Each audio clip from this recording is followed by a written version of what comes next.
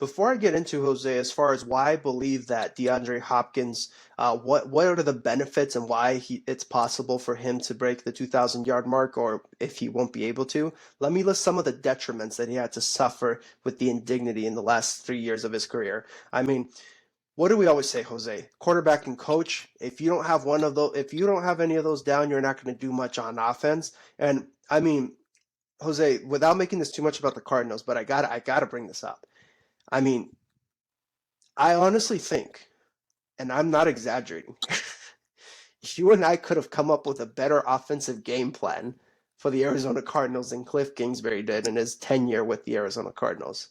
That's just a fact. I mean, I never saw any adjustments being made. I never saw his best player making, like, you know how, Jose, you know how coaches develop easy plays for their best players? You know, oh, you're going to be wide open because the safety is going to be forced on this way. It's going to be an easy play for you, a completion here, completion there. You're going to be wide open here. I never once saw any of that. Throughout DeAndre Hopkins' career with the Arizona Cardinals, it was him having to be nuke and having to make outstanding, outlandish catches and plays, and him getting a ball, a drag route being run. He gets the ball with 1 yard in, and he's able to make it go 10 yards, or he gets the ball 5 yards in, and he's able to make it go 15. Never deep concept routes or any I'm stuttering here because I can't believe it. Like, you have an elite wide receiver and you don't make your game plan develop towards him. I could go on for an hour about the quarterback and my problems with him, but let's be honest, Jose. That quarterback just doesn't know how to read defenses. Didn't get his guy the ball when he needed to, and whoever DeAndre Hopkins ends up going with, if the quarterback is somewhat competent at reading defenses and trying to get the ball to him, he will have a breakout year and a comeback year that he hasn't had since 2020, his first year with Arizona, and he's going to look a lot like Houston DeAndre, in my opinion. That's where I'm starting this off, Jose. I got to know your thoughts um, about DeAndre. So we have to address what's going on right now. The Yeah. Patriots are looking to pick up DeAndre Hopkins. They've had Mm-hmm. conversations with him. And the newest piece of news that has entered the sphere here is that Devontae Parker has just signed a contract extension with the Patriots Mm-hmm. until 2025, I believe. That's when his Yes. extension ends. He signed that, which could mean one of two things, Ricardo, like you said. Either, what Ricardo said off the camera, either the Patriots recognize that he is going to be a number two and they're making space for DeAndre Hopkins, or two, they're relying on Devontae Parker to be their number one, and we're seeing something that we just can't see. Either way, the Patriots have been looking at DeAndre Hopkins as a solid addition to the New England Patriots. And Ricardo, what have we been saying for the past year since we started this? Since we started this, the Patriots are in need of good receiving play. That's really what it comes down to. Yep. The quarterback position is still a little up in the air, whether they're going to play Mac Jones or whether they're going to play Bailey Zappi. It doesn't matter. I think at this point in time, Ricardo, the Patriots quarterback situation is going to be adjusted going into next year. They made it work with what they had going this last year. They, excuse me, let me rephrase that. They did not make it work with what they had last year, and Mac Jones was struggling because of Yep. that lack of offensive play calling. Now that they have the offensive play calling going into this next year, DeAndre Hopkins would be a formidable threat for that offensive play calling, for that offensive scheme. Before this, Ricardo, I agree with you 100% that the Arizona Cardinals just got lucky. There were so many times Mm-hmm. where that team has gotten lucky. It is unbelievable. I would put them down as the luckiest team in the NFL. Unfortunately, their luck is running out or has ran out because DeAndre Hopkins is gone. Kyler Murray is kind of out Kyler to Murray. dry at this point. Out to dry at this point. Cliff Kingsbury is out. Steve Keim is out for an indefinite amount of time, and the newest GM doesn't seem to be doing very much at this point. I will offer him some great. I will offer him some grace. He is put in a position where he's pretty much left picking up all of these pieces. So I think it's going to be a slow process before any of that happens. But right now, the That's Arizona Cardinals are in shambles, and it's good that DeAndre Hopkins was able to get out when he did. Where Hopkins is going to end up, I have no idea. I really have no idea. The New England Patriots are really looking to secure a spot with him, but we also have to address this too, Ricardo, is that the New England Patriots contracts are so stipulated to the point where if you get this many receiving yards, if you get this many catches, then we'll pay you this much. There's parlay after parlay after parlay. That's what you're sitting with right now, Ricardo, is like if one of the quarterbacks scores this many yards or scores this many touchdowns, then you get this much cash. It's like, what am I trying to place a bet? What am I doing here? and Am to I add, trying to get? Am I placing a bet with 10 different parlays on it? It's like, what the hell is going on? So at the end of the day, it's a betting ticket with the New England Patriots. But what's good is that DeAndre Hopkins did get paid with the release from the Arizona Cardinals, so he very well could be okay with a pay cut going into the New England Patriots or whatever other team he decides to go with. I think at this point in time, Ricardo, I can't really say for sure what DeAndre Hopkins is going to do with a new offensive scheme. But I will say this. Any scheme that he goes with is going to be significantly better than the one that he has been in for the past 3 years. thank you. Yes. Yeah, absolutely. And really quickly to add to your point, Jose, I mean, so that some people don't call us out on this, like, yeah, well, every contract has like if you meet certain expectations, you get a bonus. I was like, yes, that's right. We know that.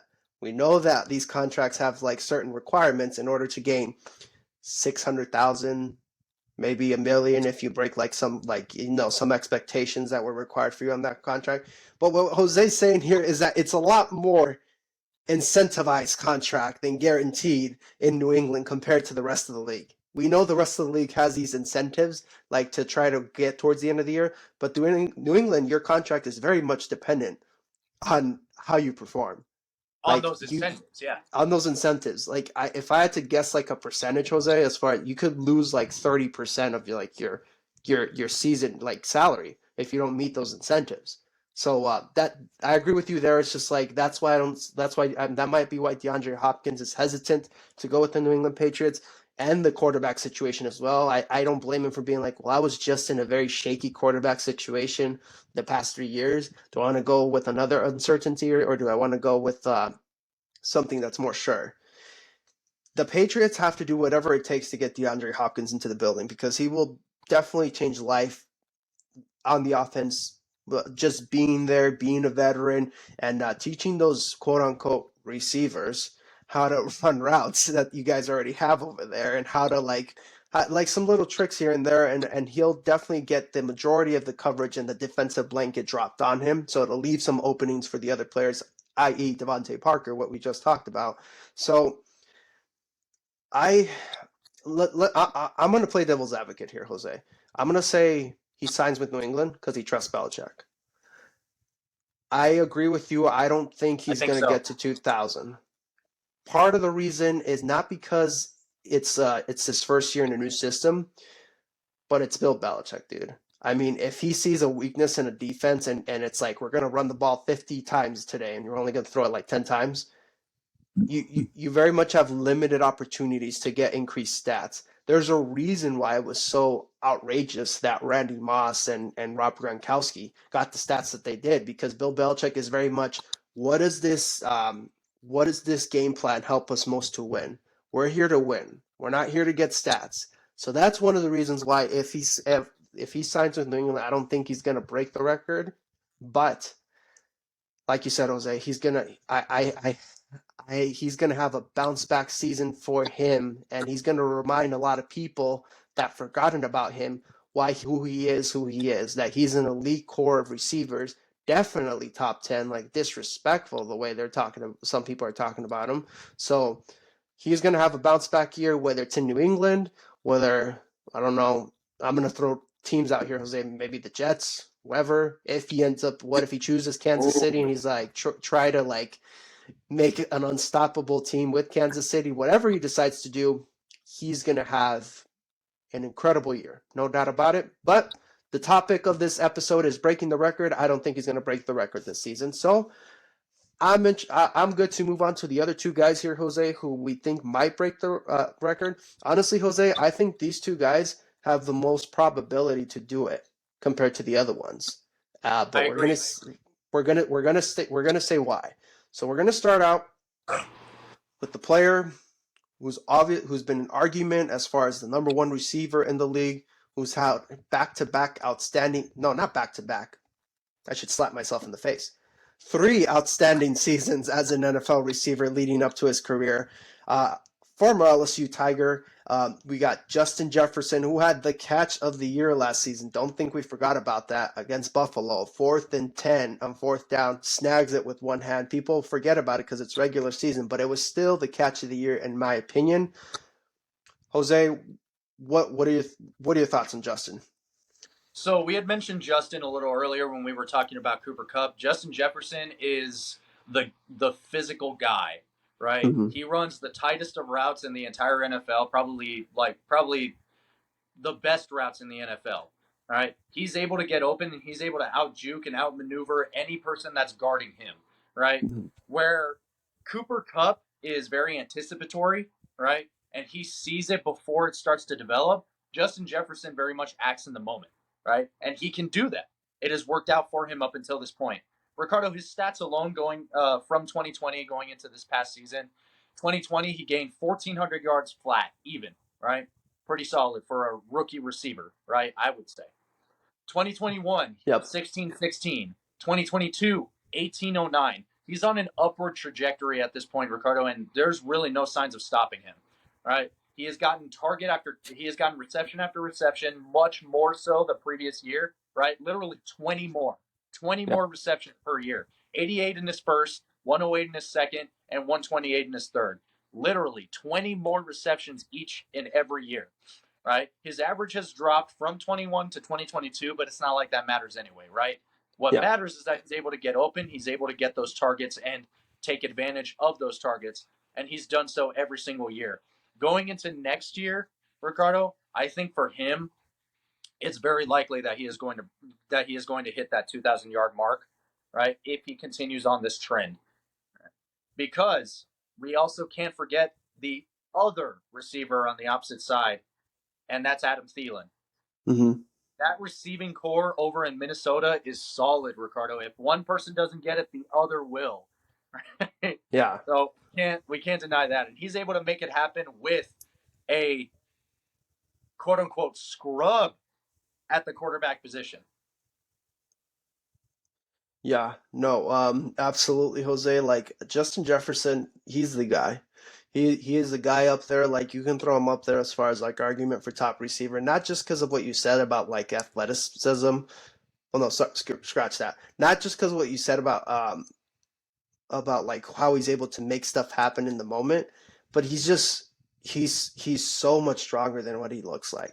So Jose, there's some guys that are meant to play football that like don't look it. Like you're like, okay, well he's not the biggest, he's not this like he doesn't look like he's the strongest, he doesn't look like he's the fastest. When Justin Jefferson puts on those pads, he was born to play football. He was not born to do anything else in this world. He was born to play football. He was born to be a receiver. I saw him, Jose, play back in college at LSU, and I'm just like, my goodness, like this guy's on another level. Like I don't know if it's because like they're winning, but I think this guy might be pretty good. Lo and behold, I mean, he's great. He's not just good. Yeah, the top receiver in the NFL. Oh. But it's just I'm torn here, Jose, because I love the other guy we're going to talk about here next, but I have to play the numbers game and the realistic game as far as for stats, and I have to put my personal feelings aside on this. I think out of this group of receivers that we have talked about for this podcast, he is very much likely to break that 2,000 yard record, and here the 2,000 yard record in the season. And here's why. Minnesota has made no improvements on defense. I mean, we saw at draft night. They have made no improvements on defense. So they're very much going to be relying on their offense to lead them as far as going into the season. It's just is going to be offense, offense, offense, meaning that he's going to get lots of chances and chances to get the targets that he needs. Even with Kirk Cousins playing like the pathetic quarterback that he is, who he shows to be when the lights get brightest, we're talking regular season. So regular season, Kirk Cousins, 2 o'clock in the afternoon, no problem. He looks like he's elite, like he's going well, he's going fantastic, and the scary thing is about Justin Jefferson, Jose, he hasn't even hit his prime yet. He's still a baby. He's 23 years old. He's still trying to figure it out. He's still looking back like, oh, I could have made some better like plays here on this end. It's just like you said, Jose, it's on an upward trajectory. I would be shocked if it was downward, like if it went like and when I mean downward, I'm not saying 1,800 yards. I'm saying I would be shocked if you went below 1,500. Below, like I'm expecting this guy to get at least 16, close to 1,700 for this season, and he is the guy. He is most likely to break the record because, like I said before, with Davante Adams, garbage time yards, and they're gonna keep throwing him the ball, which is what they're gonna have to do in order to win games. That's how the Minnesota Vikings played last season. That's how they got out of the postseason. They just played offense, offense, offense. We're gonna score, score, score. It doesn't matter how down we are. Just gonna keep throwing it until we can't throw it anymore. And I think this will be his breakout year, quote unquote breakout year. This guy's had like elite seasons. But my point with breakout year, I'm saying this is gonna like he's gonna put the stamp as far as like, yeah, I'm not going anywhere. I'm not going anywhere. Like I put my name into like elite. Like you will not be able to forget about me. Like I'm the guy at receiver. As far as for prediction, I don't think it's going to be something major like he breaks it by a mile. I think it's going to be something close. And here's the reason why I think he's going to break it, cuz what do we know about Minnesota, Jose? They're always so inconsistent in winning and losing games, meaning they're going to have to fight for a playoff spot. And if they're going to have to fight for a playoff spot, all of the starters are going to stay in the game at the end of the season. And he's going to have a good chance if he's close. Ooh, if he's close, if he's like at 1,800, 1,850, if he's within range, you better believe they're gonna keep him on the field and they're gonna let him break the record there. That would be an outstanding season, and I think he's gonna be the one to do it. But just because I believe he's gonna be the only one to do it, that doesn't mean we have to end the episode here and there. We got another guy that has a good chance to break it, and he's up there in the elite talent level, and he's personally my favorite of the group. He's the receiver that I personally put forward, but I don't know if it's because of the receiver. I think it's because of the chemistry between the quarterback and him. Do you have any other thoughts with Justin Jefferson, Jose? As far as Justin Jefferson goes, Ricardo, I'm glad you brought up the fact that the rest of the team is not as good, not nearly as good as Justin Jefferson is. It's very interesting, Ricardo, because he's in a similar situation than what Davante Adams is in, right? There's a terrible defense, right? A lackluster quarterback, mind you, a quarterback in Las Vegas that has not proven himself yet. Mm-hmm. We'll be fair here, right? He hasn't proven himself yet. He hasn't gotten time on the field wearing that black jersey, right? For the Minnesota Vikings, though, right, we have a quarterback that has played in the league for a significant amount of time, and he is who he is, right? Yep. He is an inconsistent quarterback that loves to play, like you said, Ricardo, such fantastic football in the middle of the day on a Monday, right? No, excuse me, not on a Monday. Not Mondays. Not Mondays. Yeah, excuse me, not on a Monday. Yeah, that's why I had to correct myself there. But on a freaking Saturday, right? Middle of the day, Saturday, Kirk Cousins is phenomenal, right? Justin Jefferson is still able to make it happen, is still able to put up those numbers because he is just that guy. He's able to produce, right? And he's still in a position that is very similar, that is very reminiscent of Davante Adams. So if he continues on this trajectory going upward, it's looking like Justin Jefferson will be the one that is the most likely to break the record. And not to mention, it'll be fantastic PR for Minnesota. Absolutely. Yeah, Absolutely. It'll be amazing PR for Minnesota, who's going to be, like you said, Ricardo, most likely fighting for a playoff spot at the end of the season. So they're just going to let him cook. Who's to say that they wouldn't do that? It's like, oh, we didn't make the playoffs this year, but this guy up here, he's the man. And we've proven it. So with that being said, Justin Jefferson, close the case on that. But Ricardo, go right ahead. There was something else that you wanted to mention. Oh, I was gonna say their PR that they use, like, you remember when we had Randy Moss and we didn't do Jack with him? We're gonna do the exact same thing with him. Another Hall of Famer. Oh, that's great. Okay, That's great. but With all that, yeah. yeah, let's move on to the other a receiver. He's very much a dark horse in this conversation. No, never mind. He's not a dark horse. My saying is that he's not predicted as the most likely player to do it. We got the other half of the LSU national championship game, the other receiver on the other side of the football field, Jamar Chase, and I'll start off with Jamar Chase, Jose, because I personally I love the guy out of this group. Like I said, he's my favorite. It's just he. I mean, I just went on a rant about Justin Jefferson, how amazing he is. Jamar Chase is close to that level, if not on the same level as Justin Jefferson. It's just the way he's able to find open spots and the way he's able to outplay people when he's catching the football. Jose, I'm going to bring up a point here really quickly when this rookie season. I remember when Marlon Humphreys for the Baltimore Ravens was considered like, yeah, he's a top flight cornerback, which he is. Like he's one of the top ones, but like he's in contention to be argument for number one. Jamar Chase runs a slant route on him, is able to get the ball and breaks the tackle and takes the ball 80 yards. Like he like 80 yards. He just outruns everybody. And then the Kansas City game, he gets the ball midway and he outruns everybody for 60 yards. That was a game he had over 200 yards receiving. So this guy has the ability to just break off and light on fire whenever the opportunity arises. And he has one advantage that these other guys here on this list don't have, Jose. He has the best quarterback throwing him the football compared to these other guys. So I wouldn't put it past that Jamar Chase has a breakout season this year as well. Is he likely to get the 2,000-yard mark? No. But here's why. Cincinnati understands that they have to run the football to win games. And they're in the business to win games as well. So, like, sometimes it's going to take it's going to take away targets from Jamar, but they're going to try to get him the football any chance they get. But I sense some bitterness with Cincinnati, Jose. I think they're going to come back with a vengeance to prove, like, no, we're not just like one and done. Like, it's like we can actually beat the Chiefs, you know? Like, we're not just like, it wasn't just a flash in the pan. So I can see them coming out and trying to light on fire. Specifically, Jose, people forget last season, they started off so slow.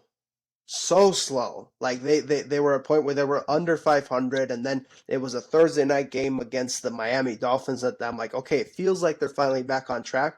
Those offensive linemen are coming back, Jose. Orlando Brown, signed by the Kansas City Chiefs, is coming back. I don't think he's as good as that contract deserves, but he's better than what they have at Cincinnati. So my point being is that with the quarterback chemistry that Jamar has and the talent, bar none, I mean, this guy's argument for one of the best deep threats in the game, he's able to take the ball away from the receiver, which you wouldn't think because he's not that tall. He's fast, but he plays very strong, just like his teammate. Exactly. Former Ricardo, teammate. Excuse me. If you weren't going to make the quarterback comment, I would have. So I'm happy that you did. All right. I'm happy that you said that Joe Burrow is, well, with the exception of D-Hop because he doesn't have a quarterback just yet, but with the exception of D-Hop, Joe Burrow is by far the best quarterback on this list, right, to accompany these receivers. Joe Burrow, okay, this is obvious. Joe Burrow is up for extension. Is he going to get extended? That's a ridiculous question. Ridiculous question. So yes, he is very well going to get extended with the Cincinnati Bengals. He's the best quarterback that they've had since, well, Carson Palmer. All right. So I think by this point in time, Joe Burrow is very, very well going to get extended with the Cincinnati Bengals. Jamar Chase and the chemistry that the two of them have is fantastic, right? Old teammates from LSU coming into this offensive scheme. Jamar Chase has shown himself to be a fantastic addition to the Cincinnati Bengals offense. Ricardo, we also have to address this too. He hasn't even hit 1,500 yards yet. Mm-hmm. His first season, he hit 1,455, right? So he was just about there, but not quite. The next season, he hit 1,046, so not even close. Yep. That's not to say that he won't hit it this next season, but the Cincinnati Bengals are a lot smarter than that, right? They are going to focus so much more on the run game going into this next season because this past season, it worked out pretty well for them. Perine has proven himself to be a threat, a physical threat to the rest of the teams that they have been playing against. Oh, yeah. Right. So with Perine being as aggressive of a runner as he is, they're not going to throw away the chance or throw away the opportunity to utilize him. Mhm. That's not even the worst thing, Ricardo. That's not a bad problem for Ja'Marr Chase to have, because we already know that he's not about the stats. He's about his play, and he's about what the rest of the team needs. The Cincinnati Bengals going into this next season, I predict, are going to be a very balanced offense. And with the extension of Joe Burrow, and Joe Burrow really coming into his own this past year and going into this next year, I also don't think that Ja'Marr Chase is going to hit that 2,000 yard threshold. Quite frankly, I think he'll get to just about 1,500. That's really where I'm at, right? Yep. I would be surprised if he got to 16. I would be surprised if he got to 16. But that's just the nature of the game. Yep. For the Cincinnati Bengals up until this point. They're going to be a very balanced offense, and because of that, you need to sacrifice some numbers, and that's completely okay. Yeah, no, absolutely, Jose. You put it beautifully. I don't have much more to add without repeating myself at this point, but I mean, as far as the best position in a team, Ja'Marr Chase is in the best position with the team. Like as far as winning games, quarterback, like he's set. Like he's like, I don't need to prove stats to anybody. Would it be great? Sure, that'd be fantastic. But I'd say I still say don't rule him out. I'd say like for me he's a dark horse because of what you just said, Jose. They're going to be a balanced offense. They're going to be focused on a bunch of other things than stats happening. Now, if they have an NFL historic season and he's able to do it, fantastic. But that's not going to be the main goal. Main goal is to take away Kansas City and try to get that Lombardi, which I don't blame them for doing. And thank you guys for joining us here at RJ Talks. Hope you get used to seeing our faces here a lot more because we're starting to like this format here and there because you get to see our reactions more than just hearing the sounds of our voice. And I'm excited, and we'll see you guys next week. We'll see you next week. Have a good one. Right. Take care. Later, guys.